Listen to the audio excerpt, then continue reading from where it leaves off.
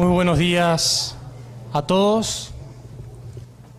Muchas gracias por estar aquí. Vamos a dar comienzo a esta conferencia que va a estar a cargo del doctor Roberto Salinas León, quien es director de Análisis de Políticas Públicas en TV Azteca de México, investigador adjunto del Cato Institute en Washington, D.C., experto en comercio internacional y en temas específicos de Latinoamérica. Junto con James Dorm, es coeditor del libro Money and Markets in the Americas. Es presidente y CEO de Capital Importancia, un proyecto no lucrativo encaminado a diseminar asuntos de políticas públicas en medios masivos de comunicación. El doctor Salinas León es profesor adjunto de Economía Política en la Escuela Libre de Derecho y en la Universidad Nacional Autónoma de México. Además, como ustedes ya saben, es profesor visitante de la Universidad Francisco Marroquín desde 1997 hasta el presente, porque constantemente nos visita.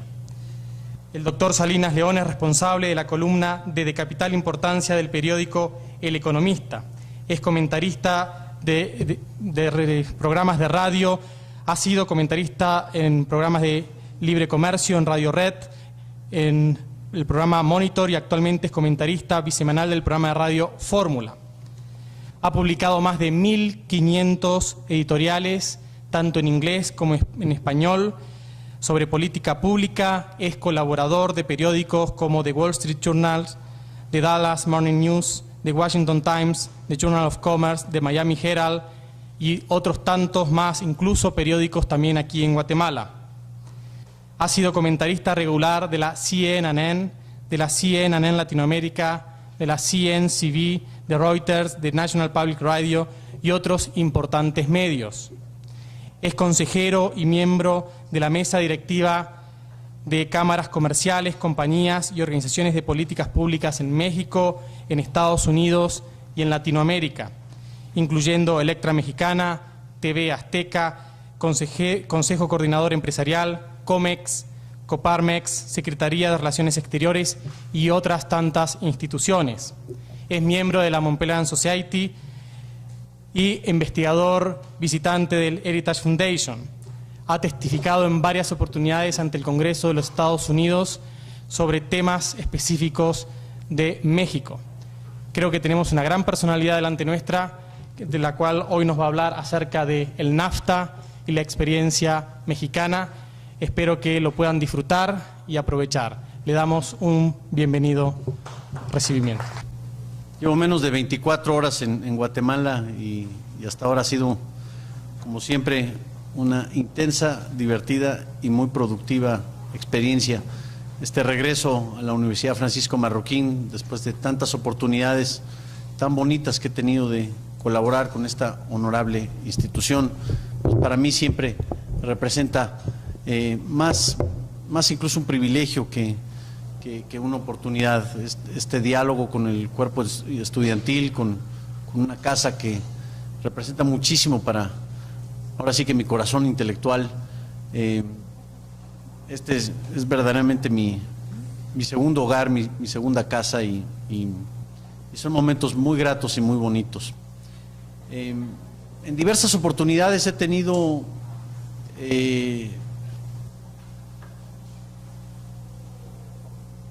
el desarrollo de poder presentar o poder caracterizar diversas ideas alrededor de lo que ha sucedido en materia comercial en México y en el mundo en los últimos años. Han sido momentos muy importantes y muy interesantes. Ahora, una conferencia de la naturaleza de la experiencia mexicana sobre el Tratado de Libre Comercio en América del Norte, pues para mí ya es una cuestión del pasado. Es decir, estuve muy involucrado en los debates a principios de los 90s y sobre todo después de la devaluación de México en 1994, la crisis de 1995, pero como que ya este tema ya no representa, digamos, un tema prioritario en la agenda de discusión económica o de políticas públicas en México.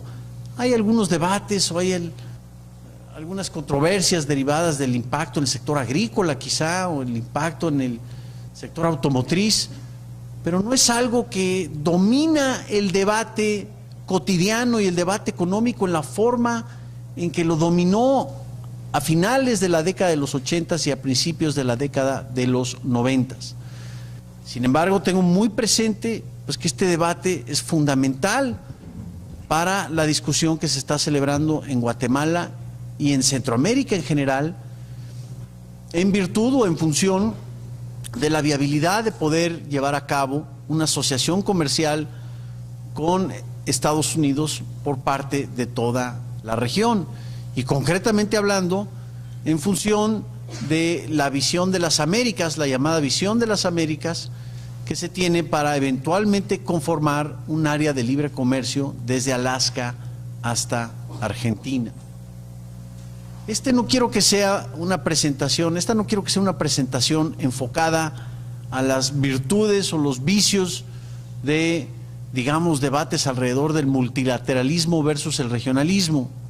O sea, voy a tratar de ser un poco más pragmático en compartir con ustedes lo bueno, lo malo y lo feo del Tratado de Libre Comercio, del NAFTA, como se le conoce en el lenguaje cotidiano, del punto de vista de la experiencia mexicana, lo que esto ha representado para México, y quizá desmentir algunos mitos geniales, como decimos nosotros en mi patria, alrededor del papel del comercio exterior y del impacto de la globalización en la economía mexicana y en la sociedad mexicana en su naturaleza.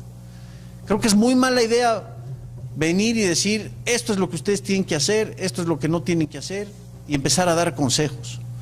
Pero sí es muy buena idea ilustrarles la naturaleza de la curva de aprendizaje que hemos tenido nosotros en nuestra experiencia con el comercio exterior, para de ello derivar ustedes sus propias conclusiones si vale la pena o no vale la pena.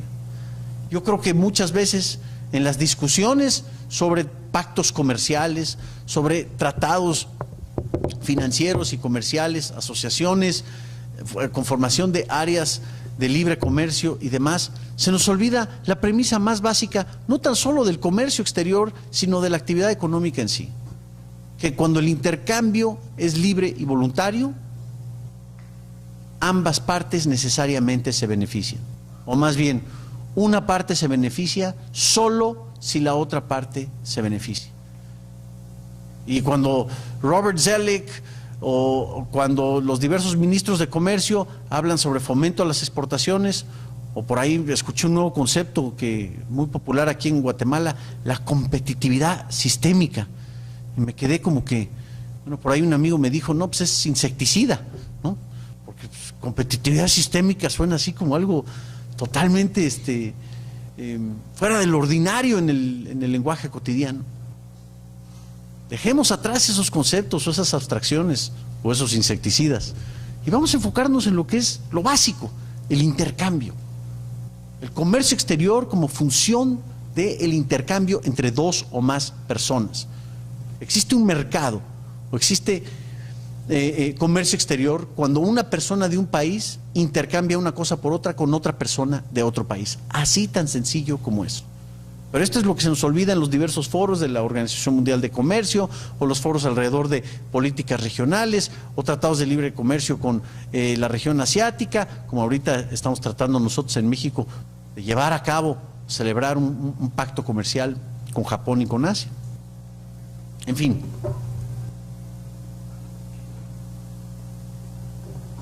Yo creo que la iniciativa de una asociación comercial con los Estados Unidos tiene que tomar en cuenta lo que yo llamaría los tres grandes desafíos de América Latina, de cualquier nación de América Latina.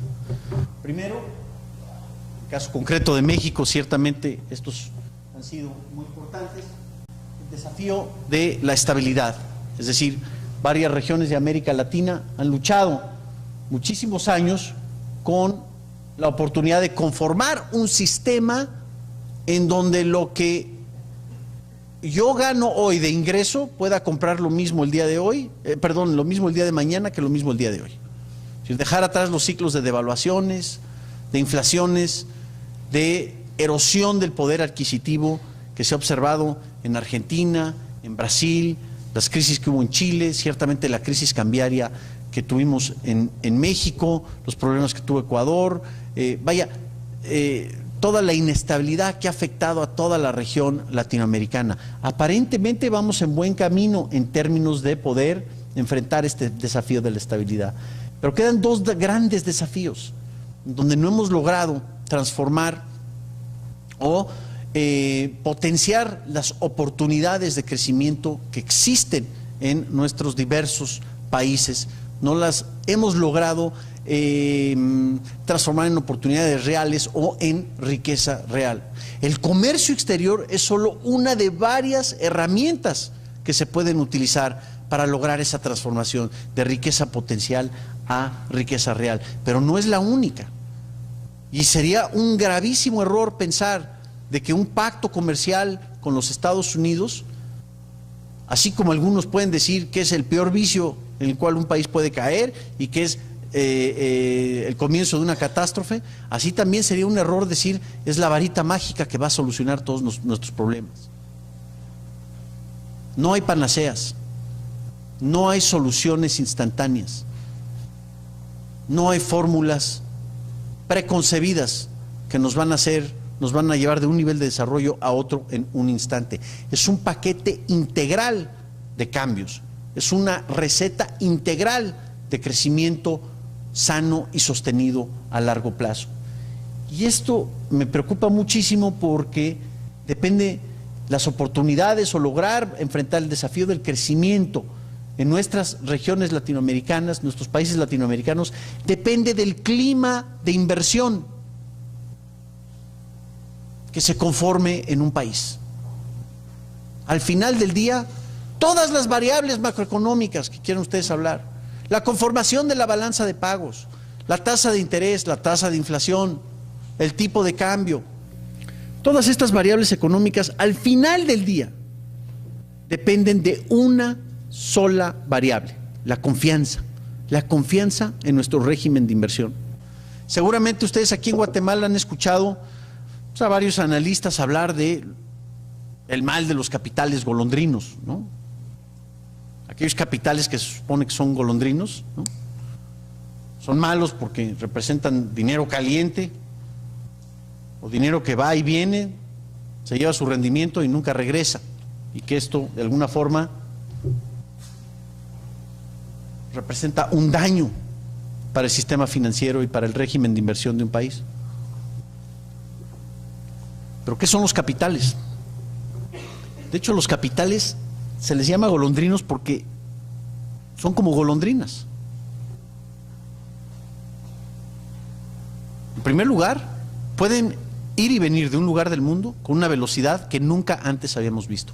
Ustedes son miembros de una generación muy especial,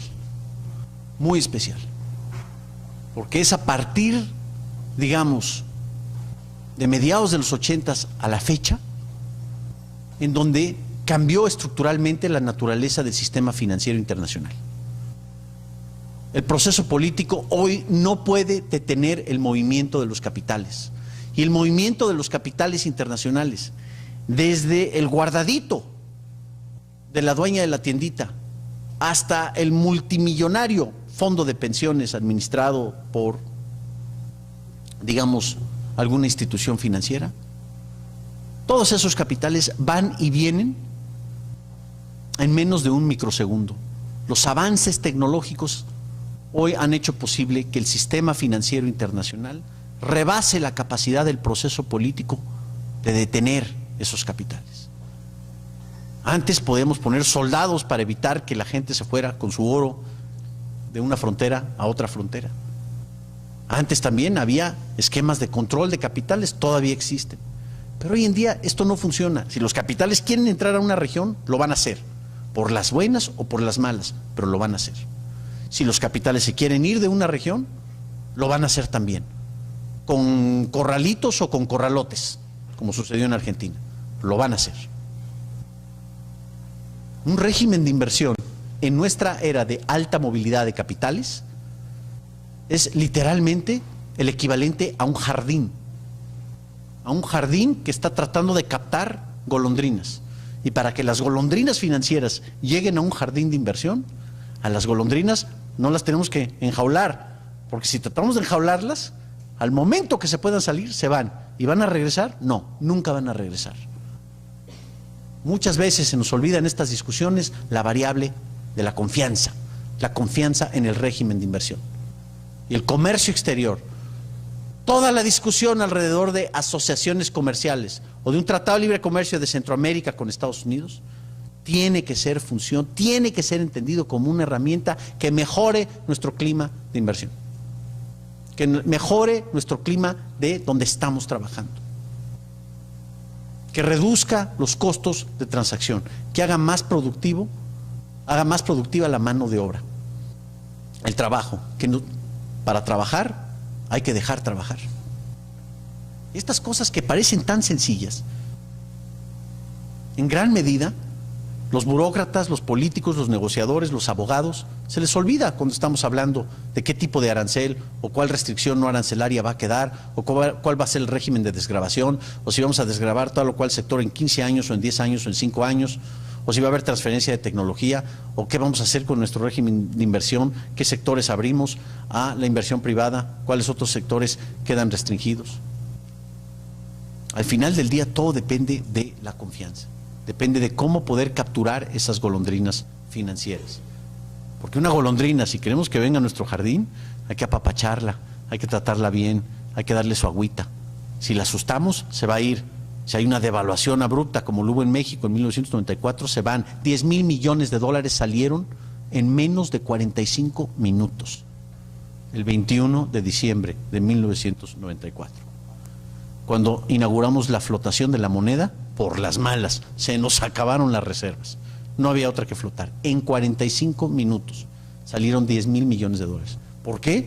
Porque enviamos una señal de desconfianza a la inversión. Y así ha sucedido en Asia también. Y así ha sucedido en Argentina, ha sucedido en Brasil. Las crisis financieras contemporáneas de los últimos 10 años son dramáticas y son devastadoras, porque las golondrinas financieras, porque los capitales financieros hoy pueden viajar en una forma masiva y en una forma inusitada y sumamente veloz. Entonces, nuestro clima de inversión tiene que ser función de qué confianza podemos inspirar al mundo. Y la confianza es una variable que hay que guardarla. Es una renta que tenemos que pagar. Todos los días hay que pagar la renta. Y el día que dejas de pagar la renta, la perdiste. Para construirla es dificilísimo. Para perderla es facilísimo. Y el día que se pierde, no regresa, o no regresa en su totalidad. Un régimen de confianza en nuestro clima de inversión tiene que depender necesariamente en la libertad económica. Una publicación muy interesante, el índice de libertad económica, de hecho hay dos índices, uno del Heritage Foundation y del Wall Street Journal, y otro del Fraser Institute en Canadá. Han tratado de medir los diversos grados de libertad económica que disfruta un país. La libertad económica, ¿cómo se mide? Simplemente la libertad de poder comprar y vender dentro y fuera de nuestra frontera nacional. Y para poder vender, para poder intercambiar una cosa por otra libre y voluntariamente, necesitamos ciertas cosas, por ejemplo, derechos de propiedad, por ejemplo, una moneda estable, por ejemplo, un ambiente jurídico que permita y que facilite trabajar, no que obstaculice el intercambio. Por ejemplo, la oportunidad de comerciar con quien sea, cuando sea y a donde sea, de poder intercambiar. Bueno, independientemente de esto, hay diversas mediciones, diversas metodologías, diversas variables que se pueden utilizar, y en el caso concreto del Fraser Institute, en su índice de libertad económica, este es del 2002, pero es prácticamente, este dato no cambia para el 2003, podemos observar que aquellos países con mayores índices de libertad económica son los mismos países que tienden a disfrutar un mayor ingreso per cápita. Estas gráficas miden la relación entre libertad económica e ingreso per cápita. Y es un resultado independiente. Es decir, aunque estemos en contra de la libertad económica, si la tratamos de medir, nos vamos a encontrar con el resultado que a mayor libertad económica la tendencia va a ser mayor ingreso por habitante. Las naciones latinoamericanas se encuentran en el tercer y cuarto quintil. México se encuentra en el tercero. Muy bueno en ciertas áreas, como es comercio exterior, muy malo en ciertas otras áreas. Bueno, como ha sido el poder adquisitivo de la moneda o como ha sido el ambiente regulatorio interno. Ahora, o visto desde esta perspectiva, el comercio exterior o la liberación del comercio exterior es solo una de varias condiciones que se tienen que cumplir para poder lograr un régimen de mayor libertad económica. A mayor libertad económica, mayor ingreso per cápita. ¿Por qué? Porque existe una mayor confianza de poder intercambiar una cosa por otra libre y voluntariamente. Mucho se habla de que el comercio exterior es una herramienta para incrementar nuestra competitividad. Es esta palabra competitividad que yo les diría, cuidado con esta palabra, porque todos la usan y la gran mayoría no sabe qué significa. Yo en lo personal es una opinión muy personal, yo declararía una moratoria semántica sobre el concepto de competitividad. Vamos a eliminarlo del vocabulario. Un país no es una empresa, no es competencia de Guatemala contra Estados Unidos, así como Coca-Cola contra Pepsi. No, es intercambio de bienes y servicios. Las reglas del juego para intercambiar bienes y servicios. Van a ver un poco más adelante, una de las peores falacias alrededor del comercio exterior y de los debates del comercio exterior es quién tiene déficit y quién tiene superávit. ¿Quién tiene déficit comercial y quién tiene superávit comercial? Y hoy en día, por ejemplo, hay aquellos que presumen, no, México le ha ido muy mal con el comercio exterior porque hoy tiene déficit comercial. Ya en sí la palabra déficit ya suena feo. O superávit comercial suena primoroso. Pero esta es una forma totalmente equivocada de ver el comercio exterior. La balanza de pagos en sí obstaculiza más que facilita el entendimiento de lo que debemos hacer en materia de comercio exterior. Ahora, uno de los grandes gurús de la competitividad es Michael Porter, el profesor de Administración de Empresas de Harvard, que nos dice que al final del día, cuando hablamos de la competitividad de un país, tenemos que hablar de la productividad. Y la productividad es el cómo. ¿De qué depende la productividad? ¿De qué depende hacer más con menos en menor tiempo? Depende de economías de especialización. Esto es importantísimo. Para que un país, para que sus empresas, para que sus personas puedan hacer más con menos en menor tiempo y con ello incrementar su ingreso, necesita derivar economías de especialización. También necesita capturar economías de escala. ¿Sí? Pero la especialización, incluso James Buchanan recientemente ha argumentado, la especialización es todavía más importante que el concepto de ventajas comparativas para entender el funcionamiento del comercio exterior. También la inversión en tecnología, o sea, un país no puede progresar si no invierte una buena cantidad de su recurso en tecnología. Y quizá lo más importante de todo, como nos han enseñado economistas como Gary Becker, la inversión en capital humano, o sea, en el músculo más importante del cuerpo humano, que es el cerebro. Esta inversión en capital humano es fundamental para fomentar economías de especialización, para poder celebrar esta inversión en tecnología y al final del día todo esto es lo que nos va a lograr dar un ambiente en donde podamos hacer más con menos en menor tiempo y olvidarnos de la competitividad, porque al final del día un país es competitivo en función de su productividad de la mano de obra, en servicios, en manufactura, en sectores intensivos en mano de obra, en sectores intensivos en capital, en toda la economía en su conjunto. Pero el mismo Porter, y él incluso creo que lo subestima, habla de que no se puede llevar a cabo nada de esto si no tenemos ese famoso clima de confianza, esa variable que todos entendemos, la confianza. Ahora, ¿cuáles han sido las causas y las consecuencias del Tratado de Libre Comercio con América del Norte? De hecho, no es un tratado de libre comercio, es un tratado de comercio más libre. Y es importante esa distinción. Aquí le dicen que que es un tratado de comercio dirigido.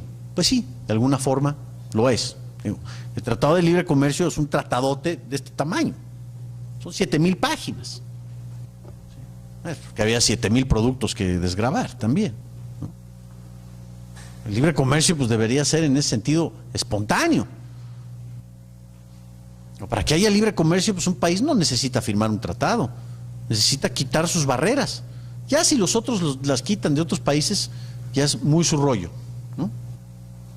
Pero yo, por el hecho de intercambiar, yo como persona, intercambiar una cosa por otra, pues no voy a poner una barrera al intercambio que quiera yo celebrar con alguna otra persona. Igual pasa con los países. Esa es otra falacia. El comercio es entre personas, no entre países. No podemos ver la balanza de pagos guatemalteca versus la balanza de pagos estadounidense. Es más bien lo que están comerciando los guatemaltecos en función de lo que están comerciando los estadounidenses. Yo creo que para entender el impacto del Tratado de Libre Comercio de México con Estados Unidos y con Canadá, lo tenemos que ver de diversos puntos de vista, 5 puntos de vista. ¿Cuáles fueron los principales beneficios que se derivaron? Primero, por la propia dinámica de la apertura comercial, ya existía un gran dinamismo comercial entre México y Estados Unidos. Vaya, si tienes 3,000 kilómetros de frontera con los gringos, vas a comerciar con ellos.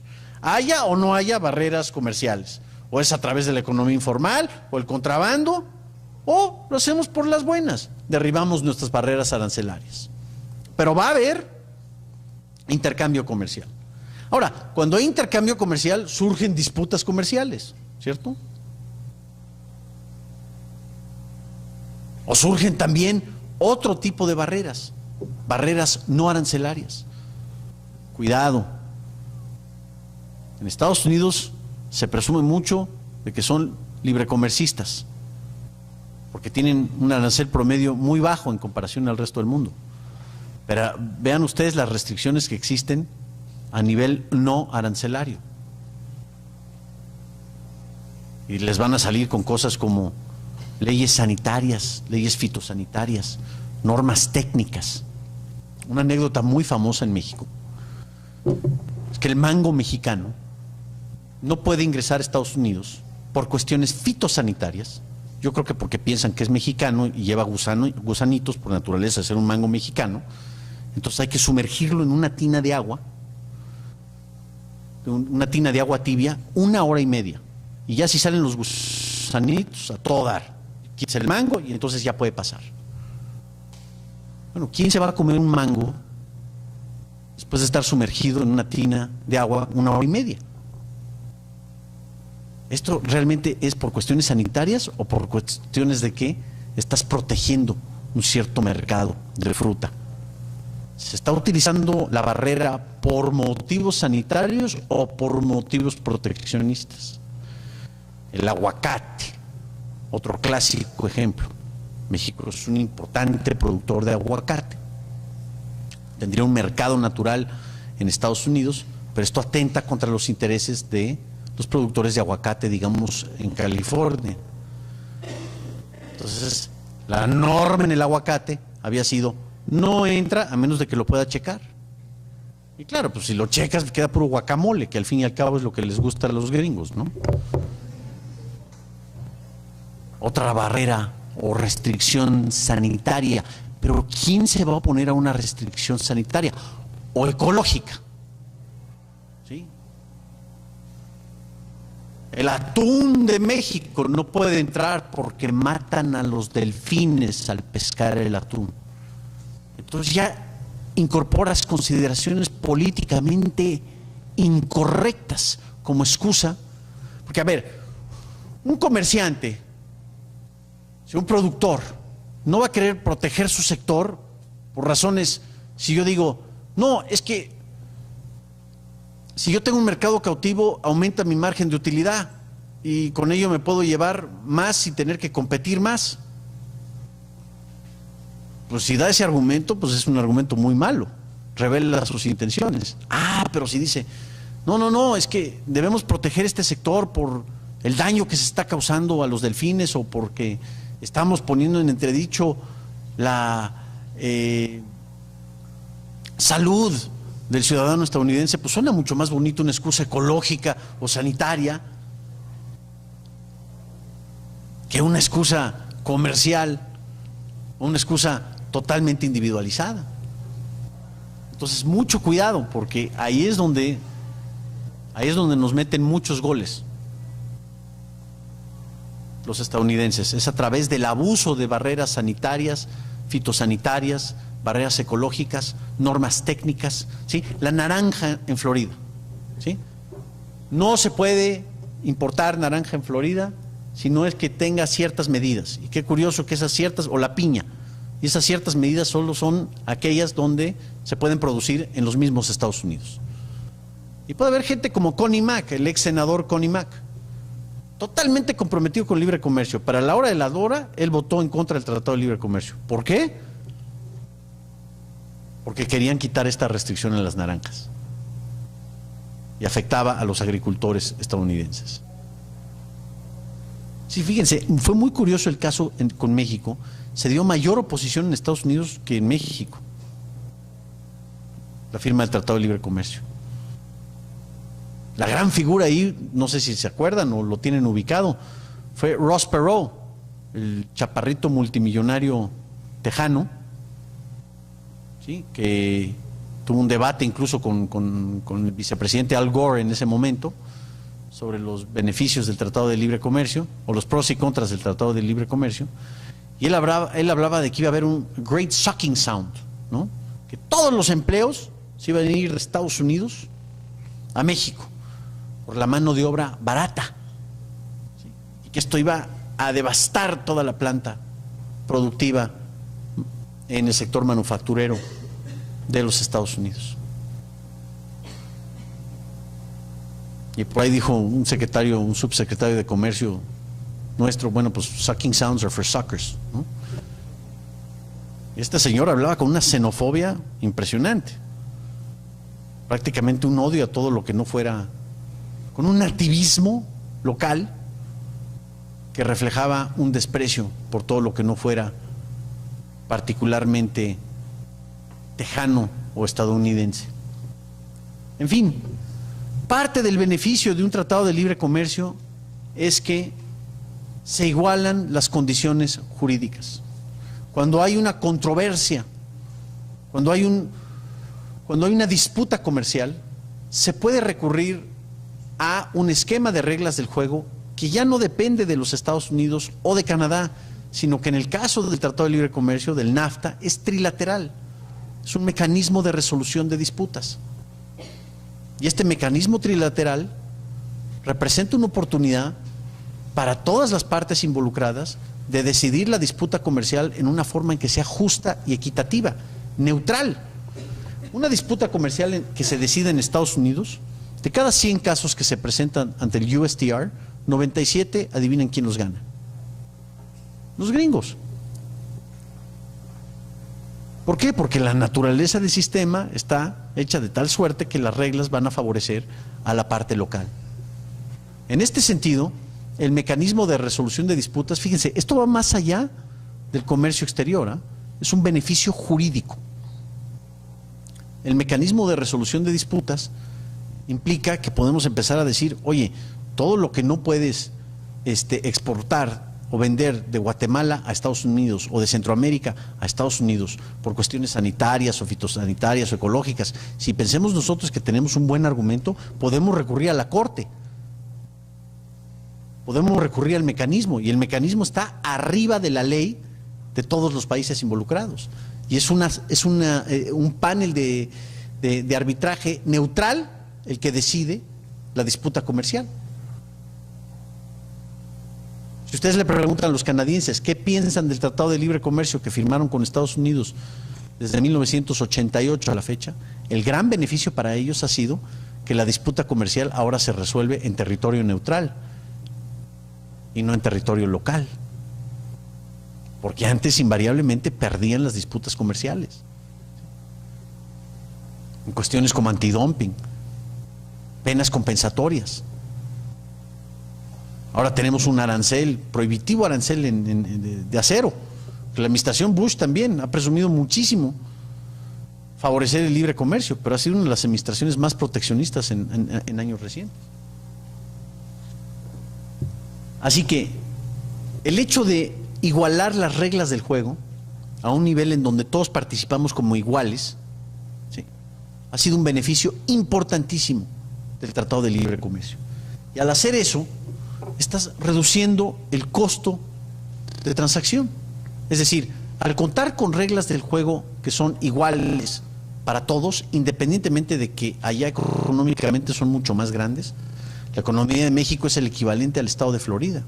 Es decir, el área metropolitana de Chicago es más grande en términos económicos que todo México. Vaya, dicho de otra forma, 18 millones de mexicanos que viven en los Estados Unidos producen más ingreso que 100 millones de mexicanos que viven en el sur de la frontera. Y seguramente un concepto que ya ha surgido en los debates aquí en Guatemala ha sido la enorme asimetría económica. Es otro insecticida como competitividad sistémica, las asimetrías económicas. Bueno, sí, ya lo sabemos. Ellos son más ricos que nosotros, ¿ok? ¿Quién se va a beneficiar más del intercambio comercial? ¿Ellos o nosotros? Mucha gente piensa, no, es que ellos se van a llevar más del pastel. Eso es no entender que el intercambio libre y voluntario entre dos o más personas es un acto en donde ambas partes necesariamente se benefician. ¿Sí? Miren lo que ha pasado con el nivel de compraventa de México con Estados Unidos y Canadá de 1994 a la fecha. Yo testifiqué ante el Congreso de Estados Unidos en 1991 a favor del Tratado de Libre Comercio, y en ese entonces presumía que México tenía un nivel de exportaciones y de importaciones cercano a un nivel de exportaciones cercano a los 22,000 millones de dólares anuales, 22,000 o 25,000 millones de dólares anuales en ese entonces, que gracias a la apertura comercial hoy estamos exportando 22,000 millones de dólares anuales en bienes y servicios. Esa cantidad ahora es mensual. Si simplemente con quitar los impuestos al comercio exterior, hoy en día lo que era una cifra anual se ha convertido en una cifra, yo la presumía en ese entonces, en 1991. 12 años después podemos decir que es una cantidad mensual, y eso a pesar de los enormes altibajos que hemos tenido. Aquí tienen el impacto de la recesión estadounidense en el comercio exterior mexicano. O sea, estamos vendiendo muchísimo más de lo que vendíamos en el pasado y estamos comprando muchísimo más de lo que comprábamos en el pasado. Y este es un efecto que es de esperarse, simplemente porque se está facilitando la labor de intercambiar una cosa por otra, al derribar barreras arancelarias y no arancelarias. Y sí, es quizá comercio más libre y no libre comercio. Quedan algunas barreras, quedan cosas nocivas como reglas de origen, que son mecanismos de proteccionismo regional, o reglas de contenido regional y de contenido natural. Eso me imagino quiere decir que ya pasamos a preguntas y respuestas. Otra cosa muy importante, y que es muy importante para economías emergentes, es que al poder acceder a un mercado más grande, podemos capturar economías de escala. En vez de producir, digamos, 1,000 pantalones, ahora podemos producir 100,000 pantalones. Mis costos automáticamente se me abaratan. Podemos también celebrar economías de especialización. Podemos tener el beneficio de importar tecnología en una forma que es mucho más costeable y más barata, más eficiente de lo que era en el pasado, sin la barrera arancelaria o la barrera no arancelaria. Antes de celebrar el Tratado de Libre Comercio con los Estados Unidos, o antes incluso de la apertura comercial, 80% de lo que México vendía al exterior era petróleo. Entonces bajaban los precios del petróleo y bolas, se nos venía una crisis, igual que lo tiene Venezuela hoy en día. Suben los precios del petróleo, hay un boom petrolero, pero todo dependía de los altibajos del mercado de petróleo. Y esto es muy sano, es muy poco sano. Es depender de una sola canasta, meter todos los huevos en una canasta. O véanle desde el punto de vista personal. Si ustedes tienen una cantidad que quieren invertir, ¿qué van a hacer? ¿La van a apostarle todo, digamos, a las acciones de Yahoo o a un bono brasileño? No, van a querer diversificar la cartera. Un poquito aquí, un poquito allá, y así estás diversificando el riesgo.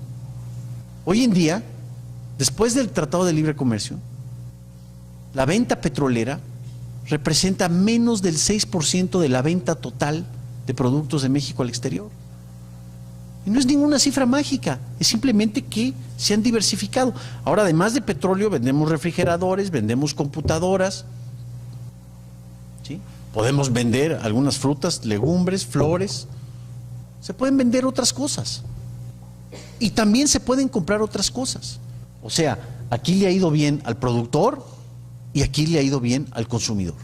Esto es lo que esta gráfica refleja. La explosión del comercio exterior. Hoy, la proporción de productos que son transables o comerciables en México representa 65-66% de la actividad económica en su conjunto. Y eso habla de la integración comercial. Ahora ya no son tres economías, ahora ya es realmente una economía que se empieza a regionalizar o especializar. Entonces tenemos el mercado de California y Baja California, o tenemos el mercado de Texas y de Sonora, o tenemos el mercado del Caribe. Ya se empiezan a focalizar. Es el mismo fenómeno de regionalización, de globalización a nivel regional, regionalización. Al poder capturar economías de especialización y economías de escala, esto aumenta la competitividad de nuestra economía, o sea, la productividad de nuestra mano de obra. ¿Por qué? Porque puedo hacer más con menos en menor tiempo. También, al tener reglas del juego que ya son trilaterales y no tan fáciles de cambiar, pues esto inspira un clima de inversión más rentable. Es decir, ya hay mayor disposición para apostarle a México antes de lo que había sin este orden, sin este nuevo orden jurídico. Y esta es la tesis llamada The Golden Straitjacket, es decir, la camisa de fuerza de oro. No estoy seguro que esta tesis sea 100% válida, pero sí hay un ingrediente importante. Al abrir tus fronteras, automáticamente estás comerciando bienes, estás intercambiando bienes y servicios con otros países. Automáticamente, esto implica que tus propias reglas del juego interno tienen que cambiar. Digamos, tienes que acoplarte a lo que te pide la norma internacional. Y si la norma internacional te presiona y te dice, mira, tu institución política es corrupta, es ineficiente, tienes que celebrar una mayor apertura política. No es ninguna coincidencia que las dictaduras de hoy en día son también economías que son cerradas en su comercio exterior. Cuando los bienes cruzan fronteras, también las ideas cruzan fronteras. Corea del Norte, por ejemplo, incluso Cuba. ¿Por qué en Cuba se ha logrado penetrar una cierta posición de ideas, una cierta competencia de ideas?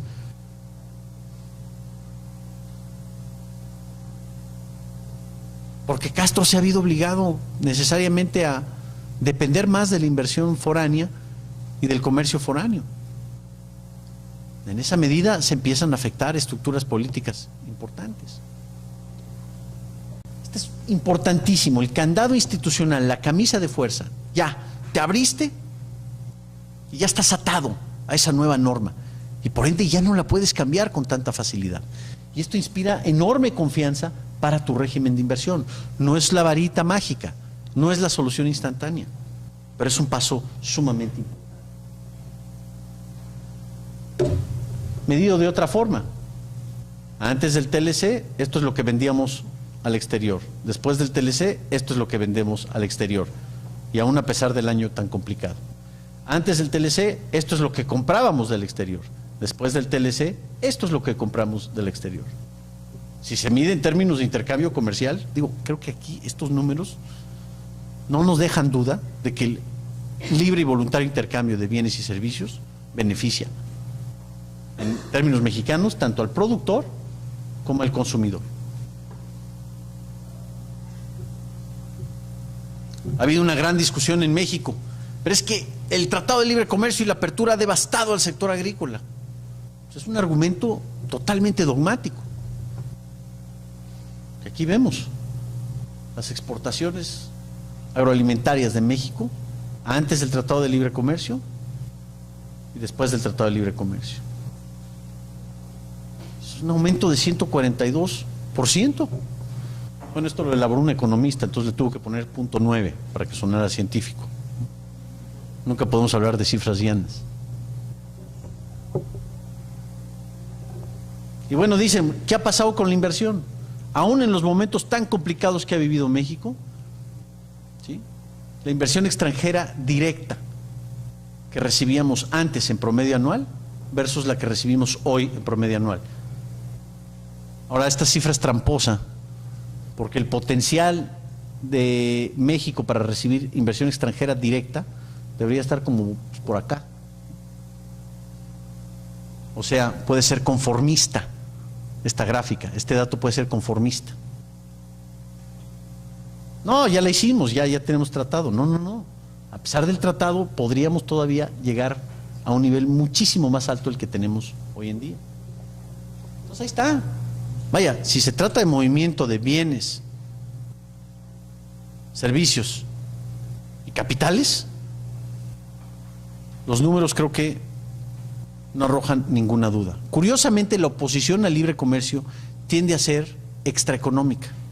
Es por razones culturales, por razones ecológicas, por razones de protección de derechos laborales, por razones de soberanía nacional. Nunca o casi nunca veo yo que los debates se midan en términos de los impactos que se dan en términos de comercio exterior y de inversión. Y a pesar de ese aumento se ha dado a pesar de una tremenda contracción de los flujos capital en América Latina en los últimos años, por el desentusiasmo que ocasionó la crisis brasileña, la crisis argentina, ¿sí? Primero hubo un gran entusiasmo a partir de los 90 y después una gran contracción. Sin embargo, el ritmo se ha mantenido en México. Ahora, lo que es muy importante es que si tú cambias tus reglas del juego en el exterior, pues también las tienes que cambiar al interior. Si tú cambias la forma de hacer negocios al exterior, tienes que crear las condiciones internas para poder llevar a cabo esa actividad al interior. Si te metes al ring del libre comercio con las dos manos atadas detrás de ti, vas a perder. O no vas a poder ganar tanto como lo que podías anteriormente. Entonces, sumamente importante el libre comercio externo, pero quizá más importante es el libre comercio interno. Y aquí es donde no he visto la atención detallada por parte de naciones emergentes. México incluso ha seguido una estrategia que yo creo que es bastante creativa. Al decir, a ver, un tratado multilateral ciertamente es mejor que un tratado regional. O sea, es mejor una negociación entre todos los países que entre una. Libre comercio entre 120 países en vez de libre comercio entre 2 países. Bueno.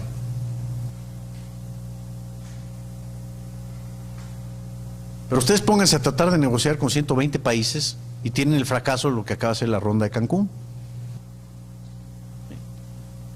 Lo que es la Organización Mundial de Comercio, antes se le conocía como el GATT, the General Agreement of Tariffs and Trade.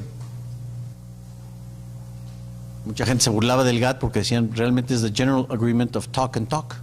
Todo lo que se hablaban. Rondas aquí, viajes allá y reuniones ministeriales por todos lados, y no llegaban ni siquiera al más mínimo acuerdo de reducir subsidios agrícolas o de quitar normas, barreras arancelarias.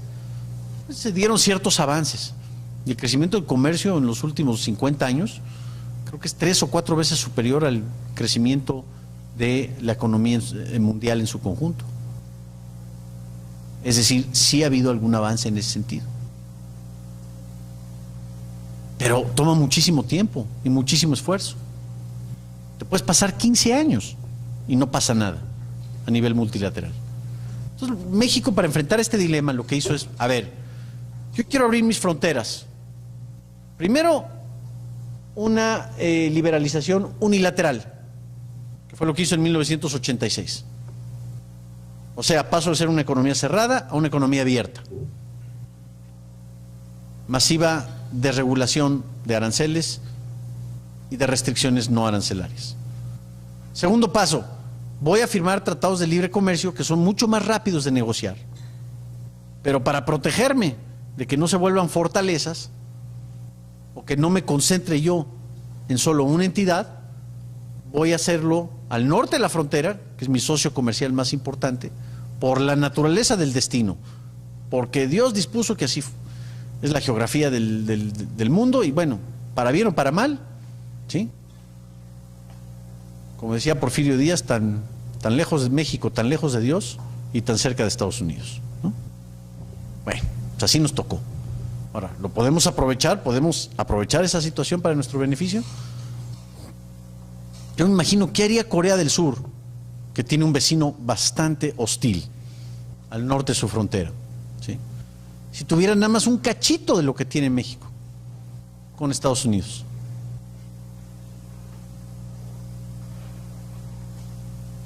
El enorme aprovechamiento que se derivaría de los flujos comerciales. O me pregunto qué harían muchas otras naciones que salieron de la pobreza en tan solo una generación. Chile, que a pesar de que tiene su comercio bien diversificado y no concentrado con una nación del mundo, que han estado esperando, vaya, desde hace 10 años para que se dé un tratado de libre comercio. Sea la administración de derecha o de izquierda o de lo que sea, ya no es un asunto ideológico, es un asunto pragmático, de poder vender y comprar más, de poder vivir mejor. Bueno, pero el asunto es entonces que es muy importante, sí, abrir las fronteras, pero más importante aún es cambiar las reglas del juego interna para que puedas tú acoplarte a la nueva condición externa. Y en el caso de México, lamento que no se ha dado. O sea, en términos de libertad económica, incluso hemos disminuido. Hoy estamos en el lugar 69 creo que es de 120 y tantos países. Y el último reporte de la competitividad, que mide diversas variables de el costo de hacer negocios, el costo de invertir en México, también nos hemos desplomado de un nivel 16 a un nivel 43. Que vaya, quizá no estamos tan mal como Venezuela en ambos reportes, pero podríamos estar ciertamente mucho mejor.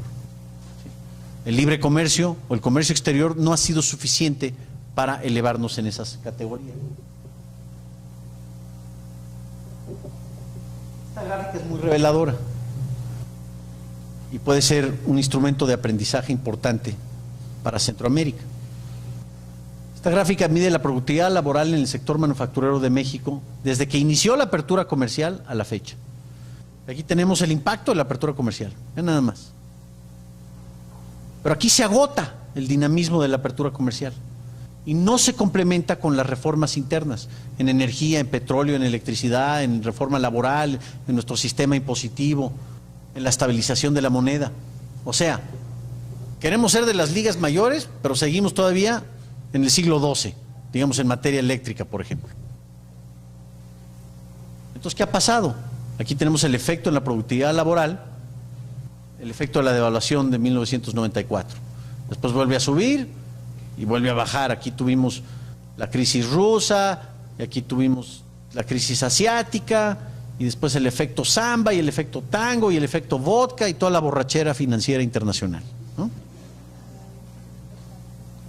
Después vuelve a subir porque fue el momento en donde el mundo disfrutó un auge de liquidez mundial por el temor de que se iban a destruir nuestros sistemas de cómputo, el famoso virus de Y2K, ¿no?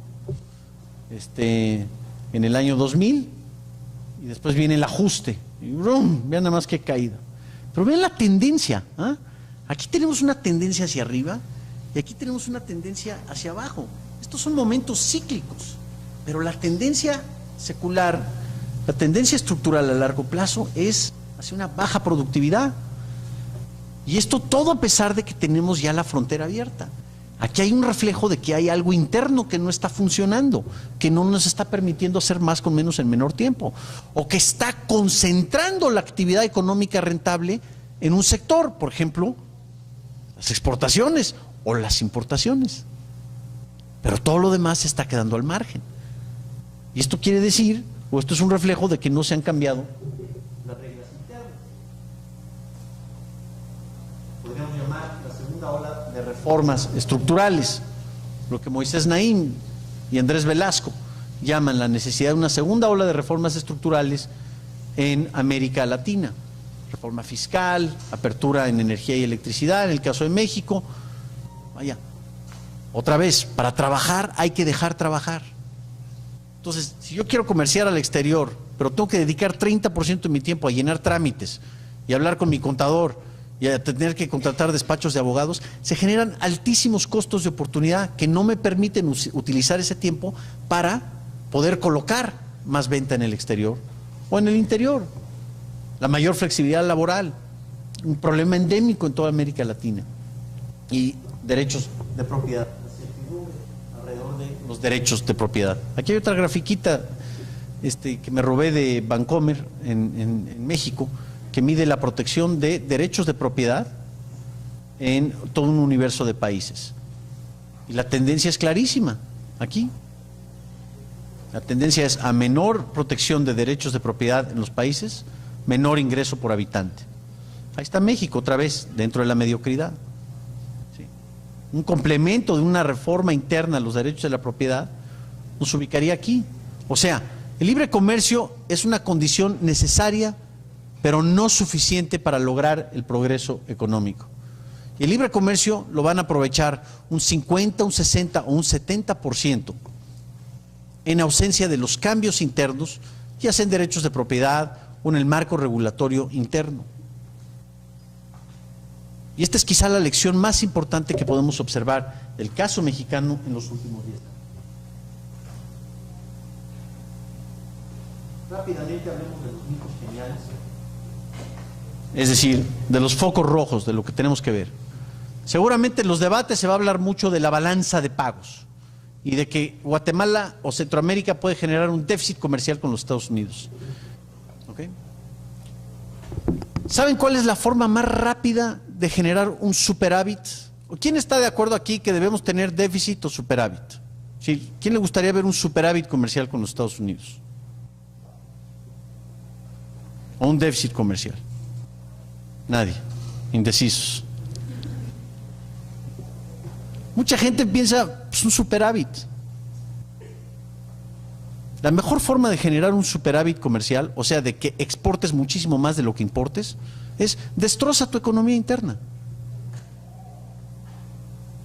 Todo lo que antes vendías internamente, ahora lo vas a tener que vender externamente.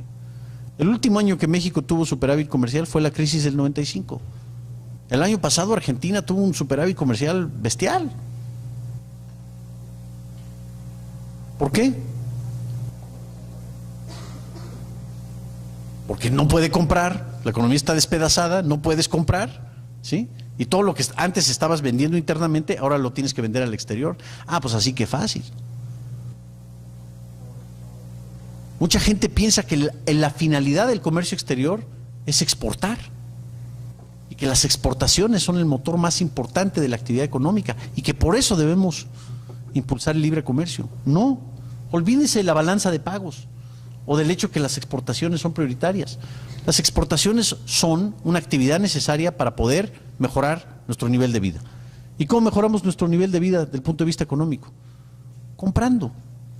Fíjense qué curioso, la finalidad del comercio no es exportar, es importar. Pero hoy las importaciones, bueno, son peor que Satán, ¿no? Nunca vayan ustedes a defender digamos, en lo que es el mainstream, ¿no? En una discusión. No, es que nos va a ir mejor porque vamos a poder importar más. Entonces, cuidado con el mito de la balanza de pagos. También la reciprocidad negativa. Si allá nos ponen un arancel, entonces acá les debemos de poner un arancel. Si allá están subsidiando tal o cual producto, entonces acá tenemos que subsidiar tal o cual producto. Si allá nos dan una patada, nosotros tenemos que corresponderles con una patada. Esto al final del día lo que está dañando es al consumidor local. Nos estamos haciendo daño a nosotros mismos, por razones políticas, por razones de comercio justo, que es una de las grandes contradicciones de términos. El comercio por naturaleza, repito, una parte se beneficia si otra se beneficia, implica ya un contrato subterráneo. Si quieren dejamos estos para la pregunta y respuestas, pero hay una gran tentación en América Latina de decir que debemos abaratar nuestra moneda local para poder lograr una mayor competitividad de las exportaciones. Y este es un mito que han vendido los exportadores, que implica una disminución del salario real de trabajadores para aumentar no la competitividad del producto. Vaya, Grupo Modelo en México exporta una gran cantidad de cerveza, la Corona, que es muy famosa, hay otras cervezas, 2X, Victoria, que se exportan, y muy buenas. Pues el sabor de una Corona no va a aumentar si el tipo de cambio se deprecia un 10% o un 15%. Si la calidad del producto no va, y el precio del producto no van a aumentar o disminuir. Lo que sí va a aumentar es el margen de utilidad, porque mi costo de mano de obra se me va a disminuir. Y ahí lo que tenemos es simplemente una transferencia de recursos del sector que gana en moneda local al sector que gana en divisa foránea.